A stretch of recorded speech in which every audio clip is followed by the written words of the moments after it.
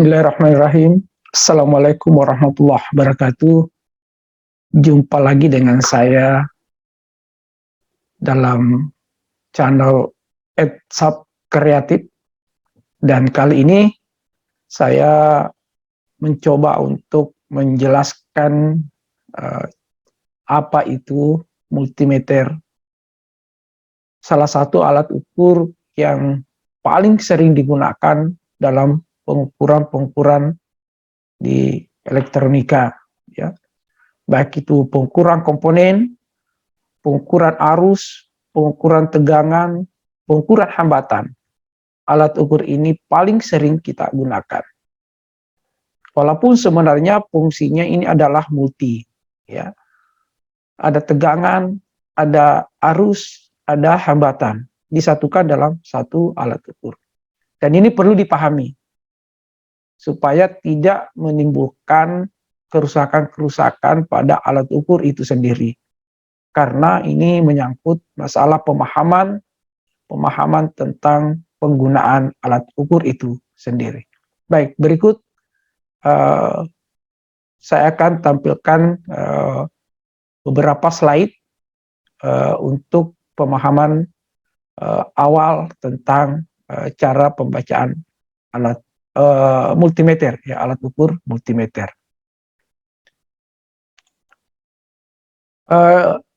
Berikut cara membaca multimeter.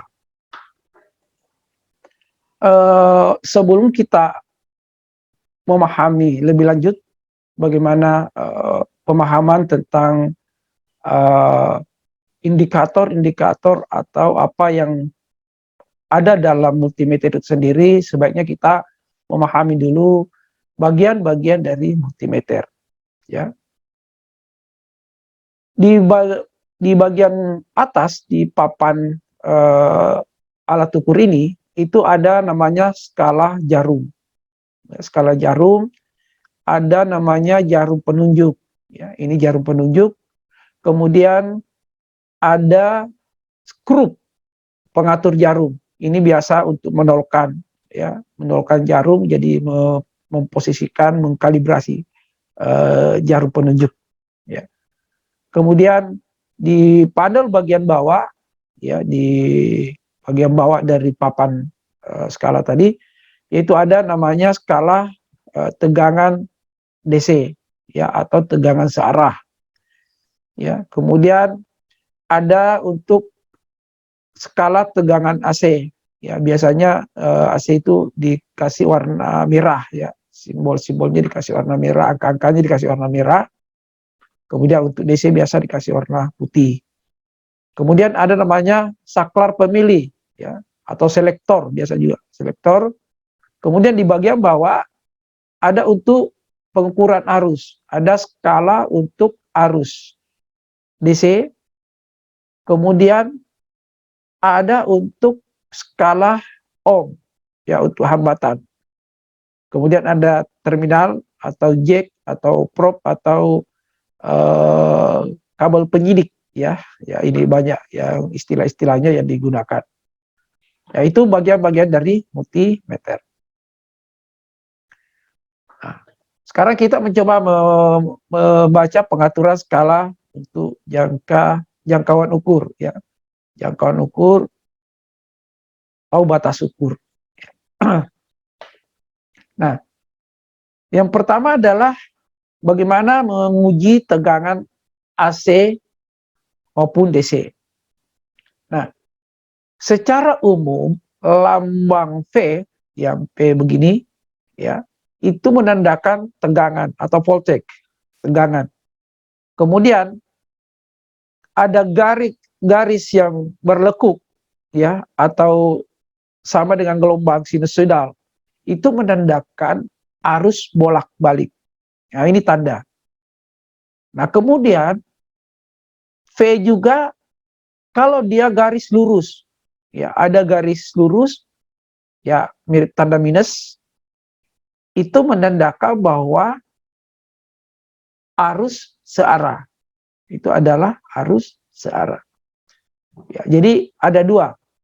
Karena ini perlu dipahami, karena memposisikan selektor ya atau apa namanya saklar itu harus persis dengan apa yang ingin kita ukur.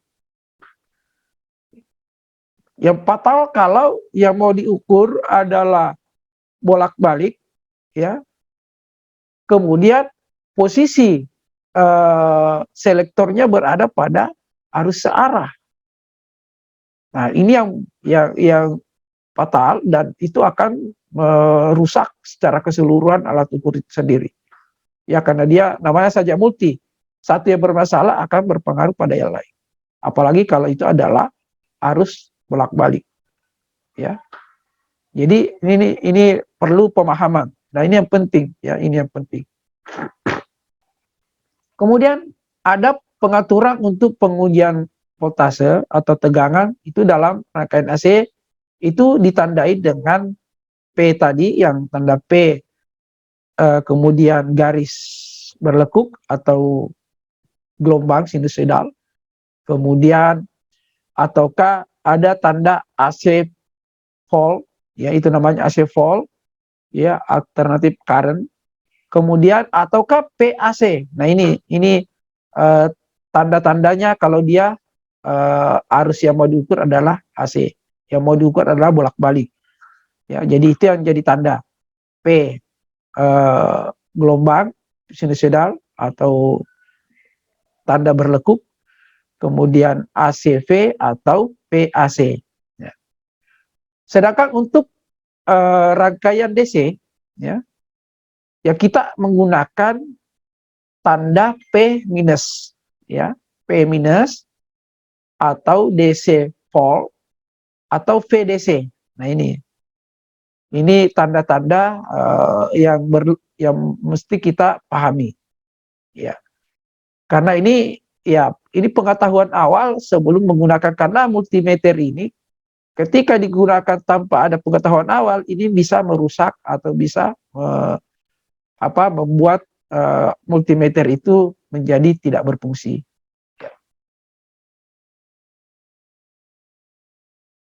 Nah, kemudian langkah berikutnya, langkah kedua adalah mengatur multimeter untuk mengukur arus. Ya. Arus yang mau diukur yaitu satuannya ampere.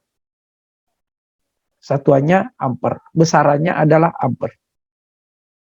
Kemudian maka selektor kita harus memilih pada tanda arus. Ya.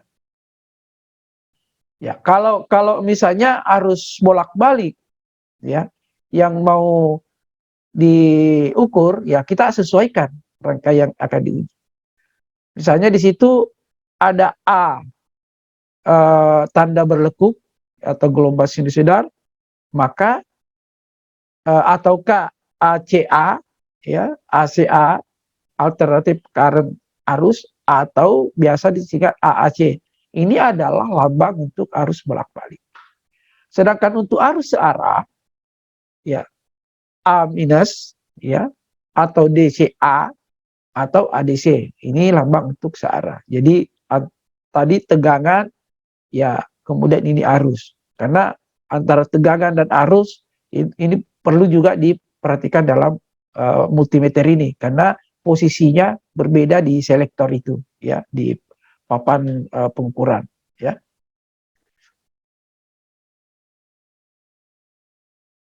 Nah, kemudian yang ketiga adalah pengaturan untuk pengukuran hambatan listrik. Nah, ini ditandai dengan huruf Yunani yaitu omega. Omega dan biasa dilapaskan atau dibaca ohm, ya. Ohm ini agak susah, banyak variasi yang kadang disebutkan oleh praktikan.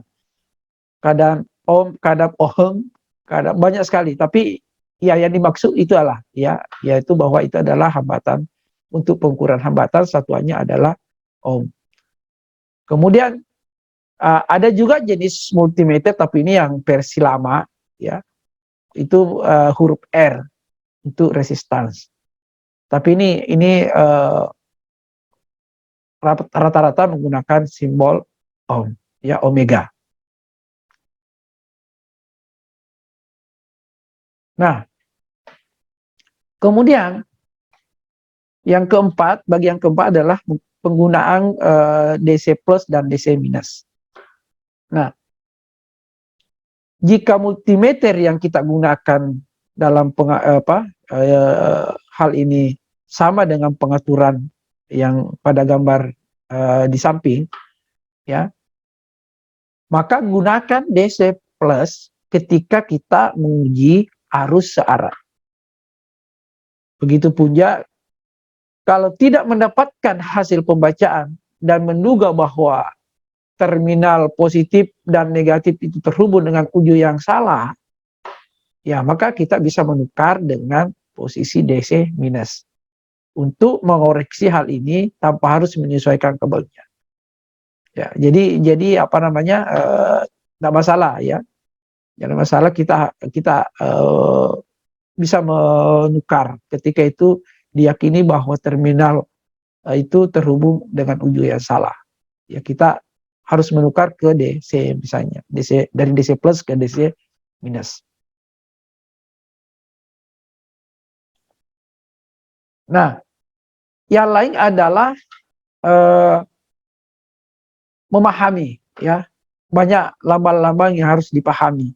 Selain pengaturan-pengaturan dasar tadi, nah sebagian besar multimeter itu memiliki beberapa pengaturan tambahan, ya. Dan ini berlaku untuk semua multimeter yang menggunakan lambang-lambang tambahan. Misalnya lambang tutup kurung 3 atau yang mirip mirip atau menandakan pengujian hubung singkat. Ini artinya, nah pada pengaturan ini multimeter akan berbunyi jika kedua kabel penyidik, atau ini kabel penyidik dua banyak menyuprop, ya, atau paling sering kalau di lab itu kita menggunakan istilah jack, ya, kabel jack hitam, jack merah, itu secara apa namanya, digunakan untuk menghubungkan dari titik-titik ukur itu. Nah, kemudian lambang anak panah yang ke kanan, ya, dengan tanda silang menandakan bahwa itu adalah pengujian dioda. Pengujian dioda. Nah, untuk menguji apakah rangkaian listrik searah terhubung, ya.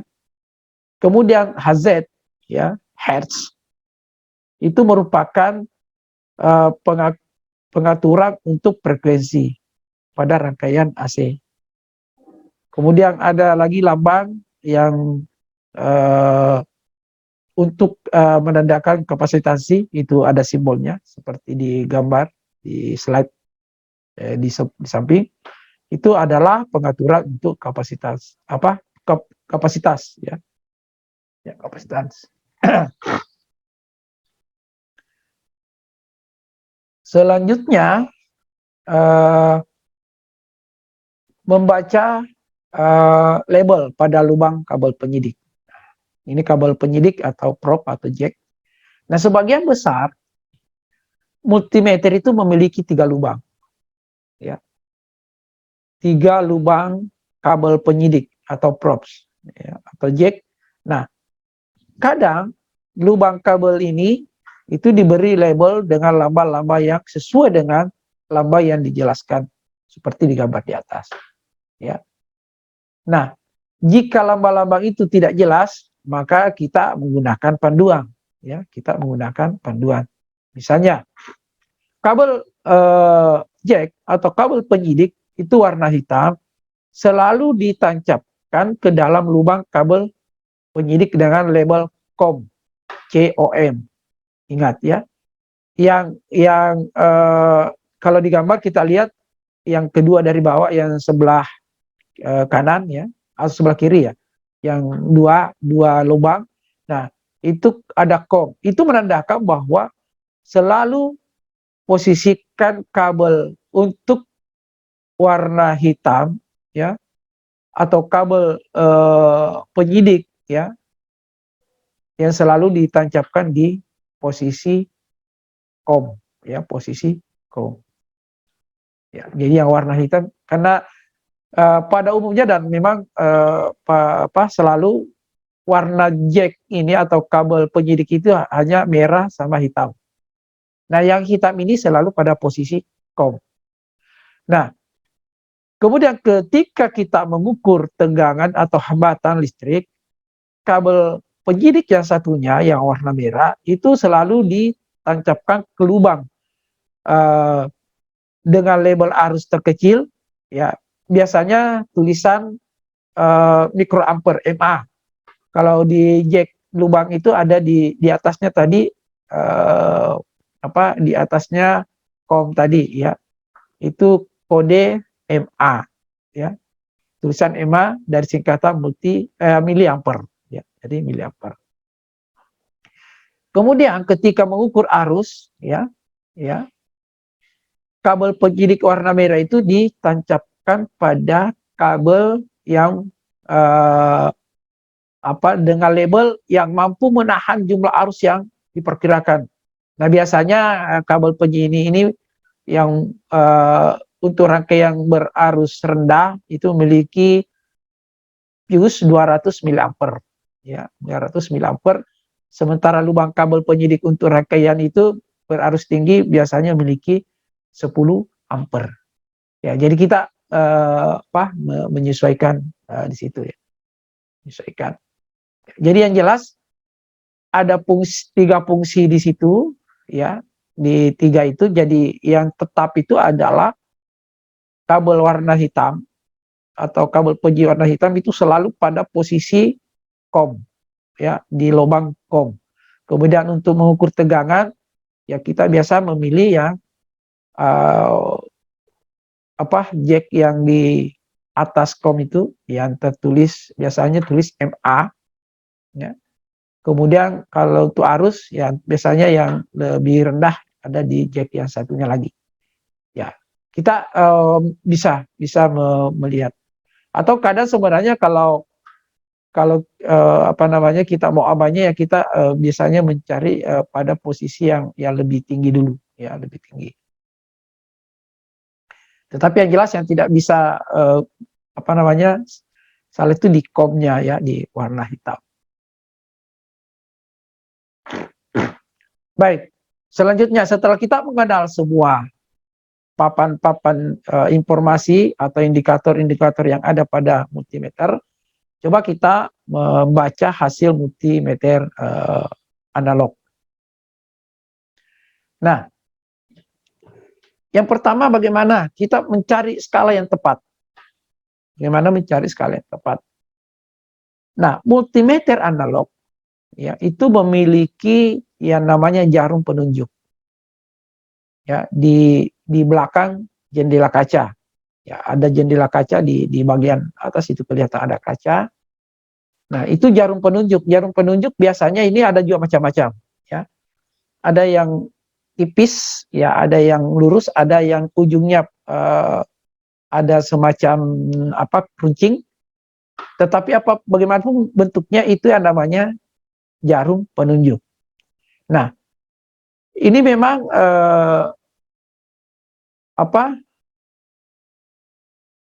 menggunakan beberapa skala, ya, untuk jarum penunjuk ini biasanya menunjukkan pada skala-skala alat ukur itu, ya, skala-skala ukur.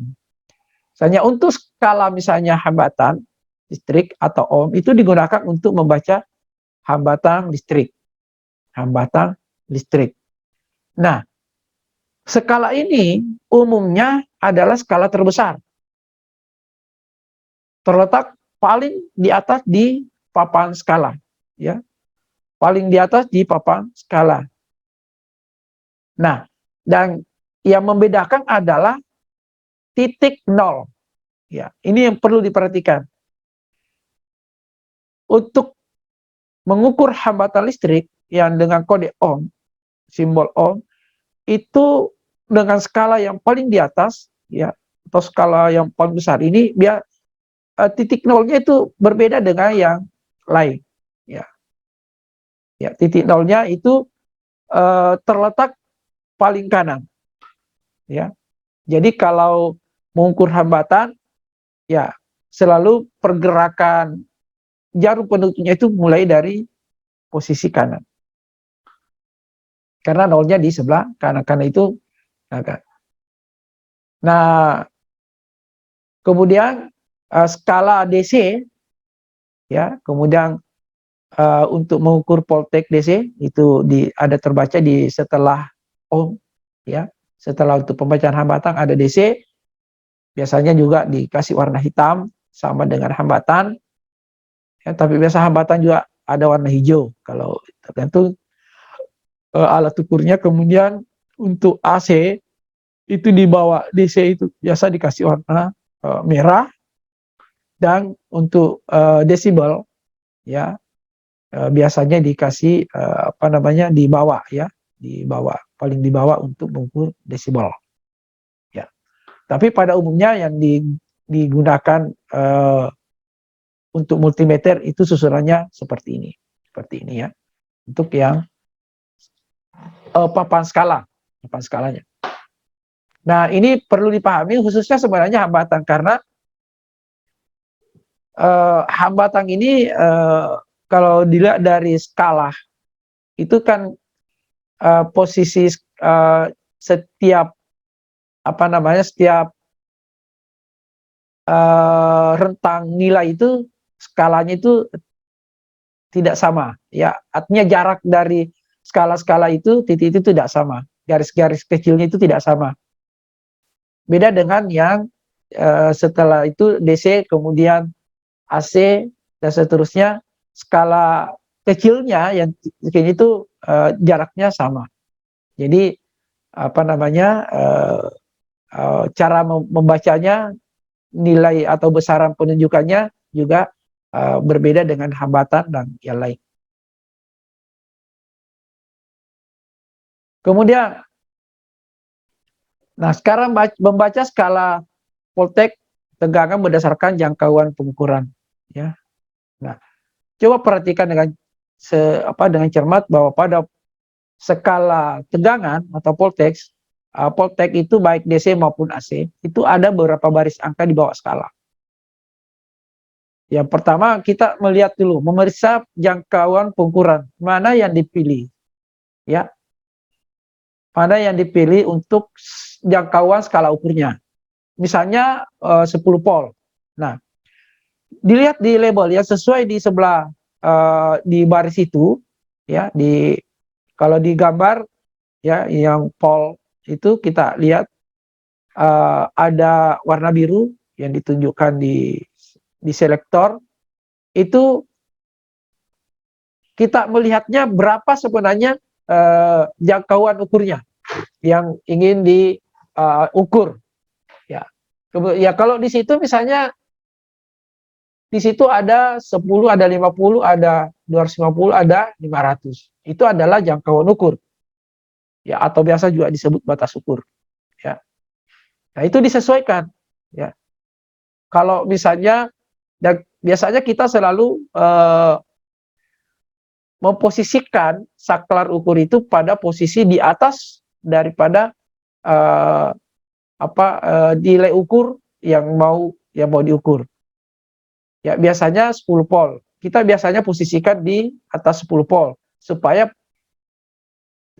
tidak pas dengan batas ukur atau jangkauan ukur pada alat ukur.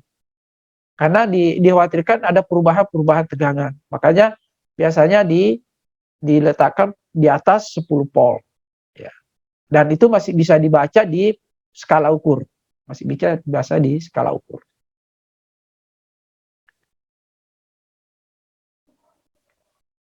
Nah, kemudian kita memperkirakan nilai di antara angka. Skala tegangan pada multimeter, khususnya multimeter analog, itu sama seperti dengan penggaris. Biasa kalau diluruskan, ya. Ini kan semuanya kalau diluruskan juga sama. Ya, hanya ini kebetulan dia berbentuk menyerupai setengah lingkaran, ya maka artinya hambatan-hambatan secara apa namanya yang logaritmik, ya, yang artinya jarak yang sama mewakili perubahan yang berbeda. Tentu nilainya tergantung di mana jarum berada pada skala itu. Ya. Nah, di mana garis di antara dua angka masih mewakili pembagian yang sama? Ya. Kenapa jarak antara garis yang satu dengan garis yang berikutnya itu sama, sehingga itu mewakili, ya, pembagian yang sama. Nah, sebagai contoh misalnya, jika ada 3 garis di antara 50 dan 70, itu artinya satu posisi, satu jarak garis ke garis itu mewakili 5. Karena kalau 50 ke 70 kan ada 20, ya. Ada 20, ada berarti kalau maksud saya ada 3 di garis yang ada di antara 50 70. Artinya ketika di atas 50, satu garis di atas 50 berarti nilainya 55. Satu garis di atasnya lagi 50, 2 garis di atas 50 berarti nilainya 60. Kemudian 3 garis di atas 50 65. Kemudian 70, ya. Jadi ada 3 garis di antara 50 dengan 70, dan itu kelipatan 5. Artinya sebenarnya kalau mau dilihat nilainya, nilai dari satu garis itu adalah 5. Karena perubahannya 5. Ya, perubahannya 5. 55, 60, 65, 70. Bahkan meskipun jarak di antaranya itu berbeda, ya. Ya, walaupun kelihatan berbeda tetapi nilainya sama, tetap sama. Nah, sekarang bagaimana membacanya? Kita kalikan pembacaan hambatan listrik pada multimeter analog. Nah, sekarang kita melihat lagi untuk hambatan. Nah, kita lihat selektornya. Dia selektornya pada posisi ohm, ya, pada multimeter. Nah, sekarang kita lihat membacanya, ya. Tadi sudah dikatakan di awal bahwa ketika mengukur hambatan listrik itu kan nolnya di mulai dari sebelah kanan. Nah, lihat pada pengaturan jangkauan yang ditunjukkan pada saklar jangkauan ukur. Nah, ini seharusnya itu memberi sebuah angka untuk dikalikan dengan pembacaan hasil pengukuran. Ya, jadi posisi dari skala ini itu adalah bermakna bahwa itu adalah hasil perkalian dari nilai penunjukan jarum. Sebagai contoh misalnya, jika multimeter yang diatur pada R kali 100, perhatikan di selektornya yang warna panah merah, itu berada pada R kali 100 atau kali 100, artinya sebenarnya dia di hambatannya kali 100, dan jarum penunjuknya pada angka 50. Pada angka 50. Artinya, berapa sebenarnya nilai hambatannya? Kalau seperti itu, maka kita bisa memastikan bahwa angka yang sebenarnya ditunjukkan, hambatan listrik yang ditunjukkan adalah nilainya 100 kali 50 adalah 5.000. 5.000, ya. Jadi yang ditunjukkan hambatan listriknya adalah 5.000 ohm. Itu yang perkaliannya. Sederhananya seperti itu. Jadi itu kalau pas di titik 50. Nah, yang sering menjadi tantangan adalah ketika tidak pas di angka 50, dia berada pada garis-garis kecil, ya. Garis-garis kecil, misalnya di situ di batas di alat ukur rata-rata kan lonjakannya misalnya 0, ya. 0, kemudian ada 5, ada 2, ada 5, ada 10, kemudian melonjak ke 20, kemudian menonjol ke 50. Karena lihat jaraknya itu kan semakin ke kiri, ya, kalau kita dari pandangan depan ya, semakin ke kiri jarum penunjuk itu skalanya kan semakin sempit, skalanya semakin sempit. Nah, ini bisa kita hitung ya. Jadi jarak dari 20 ke 50 itu berapa? Ya, berarti kan ada dua, berarti kan hitungannya 20, 30, 40. Dari garis yang lebih tinggi. Ya, lebih tinggi dari garis yang di antaranya. Jadi 20, 30. Nah, kalau dia berada di antara itu, ya kita bisa membaca, menyesuaikan berapa berapa penunjukan jarum kalau tidak pas misalnya di angka yang tertera di papan skala itu.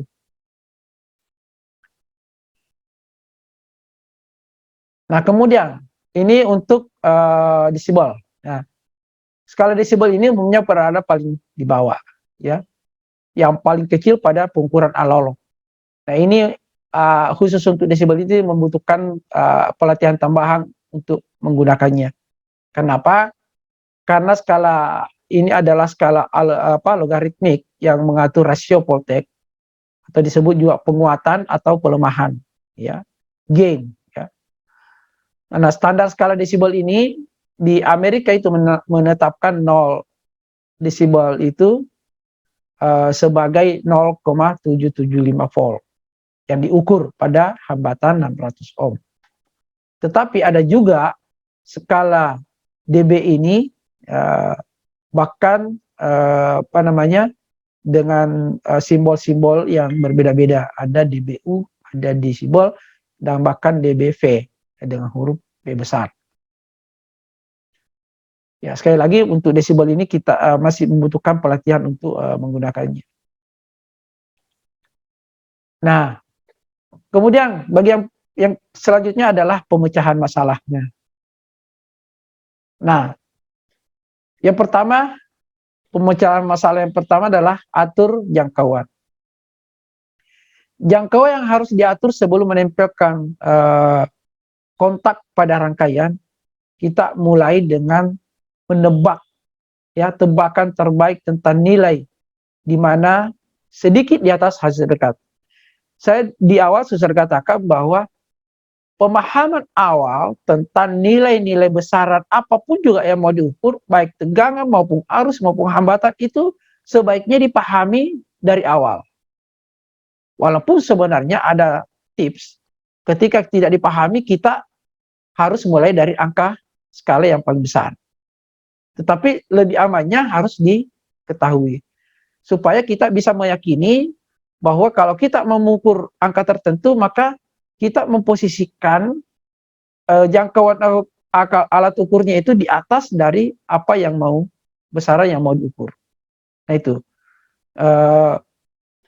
Nah misalnya, contoh, ketika kita memperkirakan bahwa mengukur sekitar 12 volt, ya, kita akan mengukur nilai tegangan 12 volt. Maka atur pengukuran pada posisi 25 volt. Kita harus pada posisi 25 volt. Bukan 10 volt, dengan asumsi keduanya adalah pilihan terdekat. Cuma, ya ini, jika tidak tahu perkiraan besarnya arus, maka jangkauan tertinggi pada percobaan pertama untuk menghindari kerusakan pada alat ukur. Kemudian cara lain, kecil kemungkinannya merusak alat ukur, tapi pertimbangan pengaturan hambatan kecil, dan 10 volt sebagai pengukuran awal. Ya, jadi sebaiknya memang kita menggunakan di atasnya supaya menghindari jangkauan ukur karena yang namanya jangkauan ukur atau batas ukur artinya itu adalah batas dari alat ukur itu yang bisa diukur. Nah, kalau kita sudah perkirakan bahwa yang mau diukur itu di atas dari batas ukur, ya kan persepsi kita bahwa hasil yang dikeluarkan kan tidak maksimal, bahkan cenderung bisa merusak alat ukurnya karena melewati batas ukurnya. Ya, sama sebenarnya kalau misalnya ada wadah, yang mau ditampung lebih banyak dengan yang mau menampung, ya pasti kan ada rembesan, ya ada yang keluar. Nah ini yang bisa membahayakan alat. Kemudian sesuaikan pembacaan yang di luar skala. Nah, pada alat ukur digital, ya, istilah OL, over atau overload, itu berarti harus memilih jangkauan yang lebih tinggi. Ya, namanya overload, ya, jadi kelebihan. Ya. Jadi kita harus memilih yang lebih tinggi. Biasanya ada indikatornya. Indikator bunyi kah, indikator menyala kalau terjadi overload. Sementara hasil yang mendekati nol itu berarti jangkauan yang lebih rendah akan memberikan akurasi yang lebih baik. Iya. Jadi memang kalau hitungan-hitungan yang lebih dekat dari batas ukur yang lebih dekat dengan hasil ukur yang mau diukur, itulah yang lebih akurat. Ya. Itulah yang lebih akurat.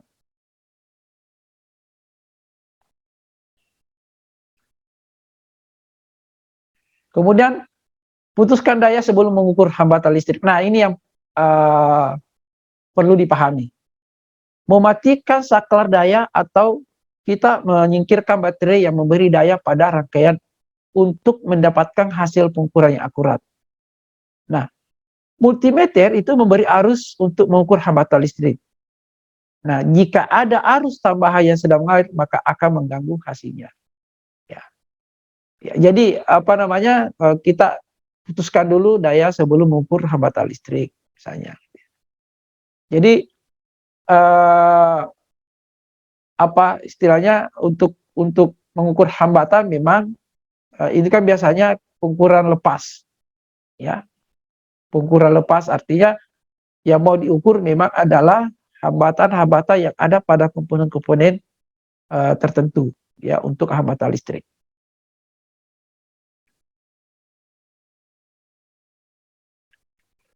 Nah, bagaimana mengukur arus dalam rangkaian seri?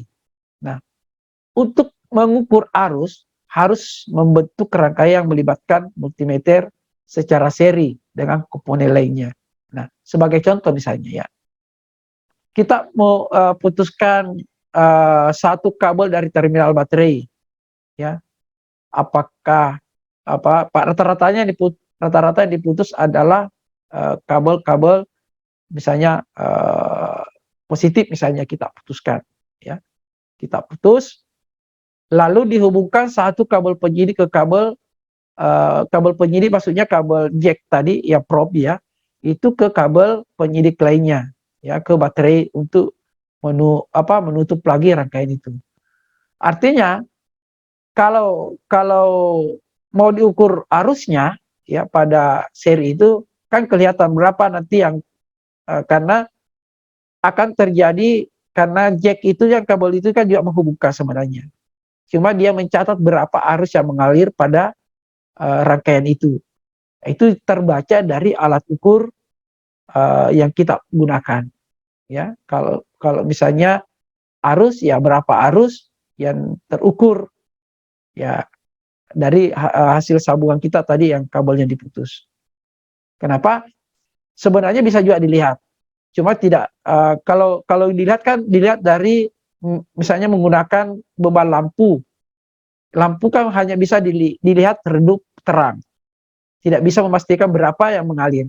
Kalau alat ukur bisa kita lihat berapa arus yang mengalir. Nah, berapa arus yang mengalir kan lihat dari berapa sebenarnya tegangan baterai yang ada kita gunakan. Ya, berapa tegangan baterai yang kita gunakan. Nah, bagaimana tegangan paralel? Nah, sama. Untuk perubahan inersi listrik, ya, itu melalui beberapa bagian rangkaian.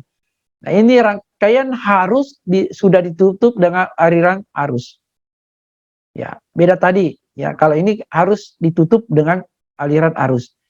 Nah, dengan alat ukur seharusnya memiliki dua kabel penyidik. Ya, dua kabel penyidik atau kabel jack, ya, yang ditempatkan di titik yang berbeda. Kalau tadi kan satu jalur yang dijadikan titik untuk pengukuran. Kalau ini dua kabel yang ditempelkan di titik yang berbeda pada rangkaian untuk menghubungkan secara paralel dengan rangkaian. Nah, kita lihat berapa bagaimana penunjukan jarum ketika seperti ini ya pada rangkaian paralel. Kemudian permasalahan-permasalahan yang lain adalah kalibrasi pada ohm ya pada alat ukur analog ya. Nah, multimeter atau meter analog ini memiliki saklar jangkauan ukur tambahan yang digunakan untuk menerah skala hambatan listrik ya.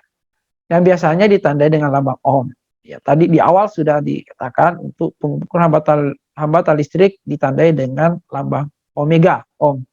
Nah, sebelum melakukan pengukuran hambatan, kita biasanya menghubungkan kedua ujung kabel penyidik satu sama lain.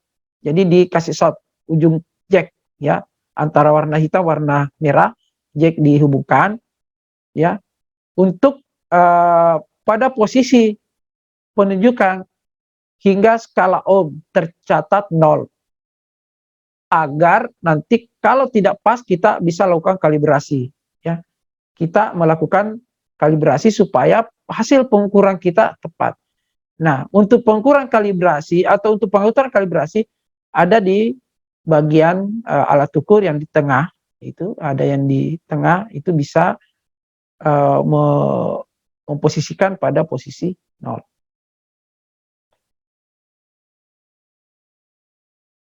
Nah, kemudian ada tips. Ada tips bagaimana mencermati multimeter ini. Tips, jika ada cermin di belakang jarum penunjuk ya dari multimeter analog, sebaiknya dipindahkan. Dipindahkan alat ukur ke kiri atau ke kanan. Yang jelas menghindari cermin tadi sehingga jarum penunjuk menutupi bayangannya.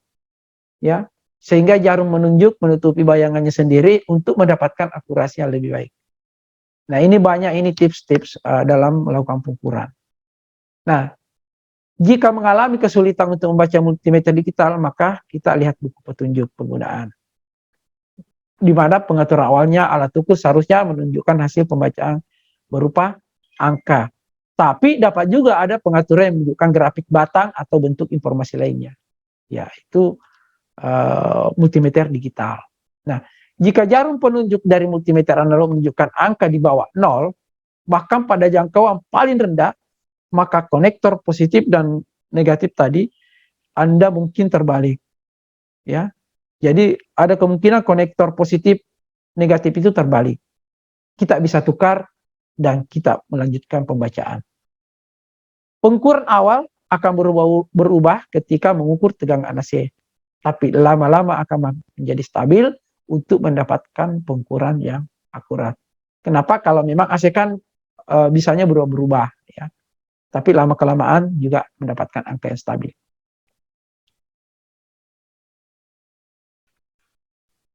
Baik, saya kira itu yang perlu kita pahami untuk pengenalan alat ukur multimeter, bagaimana cara menggunakannya, bagaimana menempatkan simbol-simbol pada selektor yang benar supaya tidak terjadi kesalahan.